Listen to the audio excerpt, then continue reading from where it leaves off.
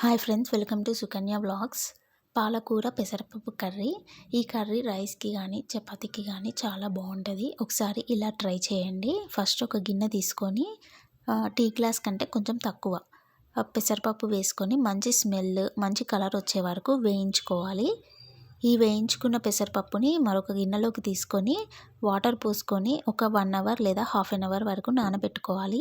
నానబెట్టుకుంటే మంచిగా తొందరగా ఉడుకుద్ది. అందుకే నేను 1 అవర్ నానబెట్టాను. నెక్స్ట్ ఒక గిన్నె తీసుకొని అందులో 2 స్పూన్స్ వరకు ఆయిల్ వేసుకొని ఆయిల్ హీట్ అయ్యాక హాఫ్ స్పూన్ వరకు జీలకర్ర వేసుకోవాలి. ఈ జీలకర్ర కూడా వేగినాక ఆనియన్స్, పచ్చిమిర్చి వేసుకోవాలి. ఈ ఆనియన్స్, పచ్చిమిర్చి మంచిగా పచ్చివాసన పోయే వరకు మంచిగా ఫ్రై చేయాలి. నెక్స్ట్ కొంచెం పసుపు, అల్లం వెల్లుల్లి పేస్ట్ కూడా వేసుకోవాలి. ఇవి కూడా మంచి పచ్చివాసన పోయే వరకు, అల్లం వెల్లుల్లి పేస్ట్ కూడా పచ్చివాసన పోయే వరకు మంచిగా వేయించుకున్న తర్వాత మనం కట్ చేసుకున్న పాలకూరను కూడా వేసుకోవాలి. పాలకూర కూడా మొత్తం వేసేసుకొని కిందికి పైకి మంచిగా కలుపుకోవాలి, మొత్తం మిక్స్ అయ్యేలాగా. ఒక 2-3 మినిట్స్ మంచిగా ఉడకనివ్వాలి. ఇలా మొత్తం మంచిగా ఉడికిన తర్వాత మన టేస్ట్కి సరిపడా సాల్ట్ కూడా వేసుకొని మళ్ళీ ఒకసారి కలుపుకోవాలి.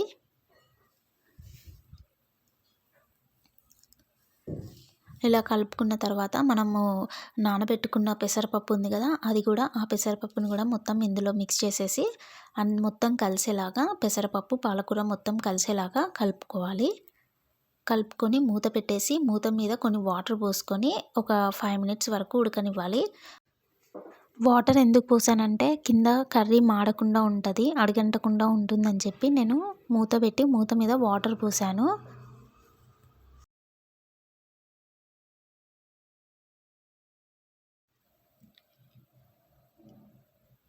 ఇలా మధ్య మధ్యలో మూత తీసి కలుపుతూ ఉండాలి.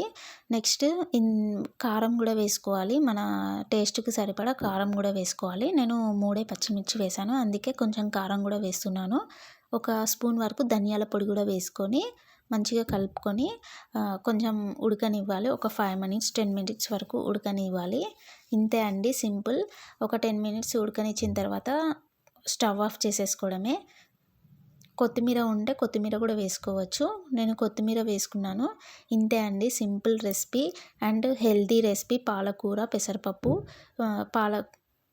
పెసరపప్పు చలువ చేస్తుంది, మంచిగా టేస్ట్ కూడా ఉంటుంది. ఒకసారి ఇలా ట్రై చేయండి. వీడియో నచ్చితే లైక్ చేయండి, షేర్ చేయండి, కామెంట్ చేయండి. సబ్స్క్రైబ్ చేసుకోవడం మర్చిపోకండి ఫ్రెండ్స్. సపోర్ట్ చేయండి. ఎలా ఉందో ఒకసారి ట్రై చేసి చెప్పండి. Thank you friends. Please friends support చేయండి. సబ్స్క్రైబ్ చేసుకోవడం మాత్రం మర్చిపోకండి. సబ్స్క్రైబ్ చేసుకోండి ఫ్రెండ్స్. Thank you.